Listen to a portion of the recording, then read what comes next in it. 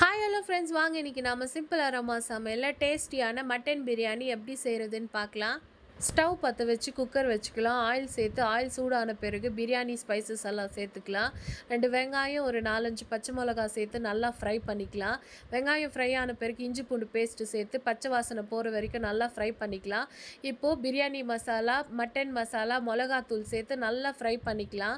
பச்சை வாசனை போகிற வரைக்கும் நல்லா ஃப்ரை பண்ணிவிட்டு அது கூடவே தயிர் சேர்த்து ஒரு 2 நிமிஷம் ஃப்ரை பண்ணிக்கலாம். இப்போ சுத்தம் பண்ண புதினா கொத்தமல்லி சேர்த்து நல்லா ஃப்ரை பண்ணி ஒரு 4 தக்காளி சேர்த்து நல்லா ஃப்ரை பண்ணிக்கலாம். சால்ட் சேர்த்துக்கலாம். இப்போ அது கூடவே மட்டன் சேர்த்து ஒரு 2 நிமிஷம் மூடி போட்டு நல்லா ஃப்ரை பண்ணி எடுத்துக்கலாம். இப்போது ஹாட் வாட்டர் சேர்த்து ஒரு 10 விசில் விட்டுக்கலாம். அப்போ தான் நல்லா மட்டன் வெந்து வரும். அதனால் இப்போது மட்டன் வெந்துடுச்சு. இப்போ அது கூடவே நம்ம அரிசி சேர்த்து ஒரு 2 விசில் விட்டு எடுத்தோம்னா சுவையான மட்டன் பிரியாணி ரெடி ஆகிடுச்சு. தேங்க்யூ.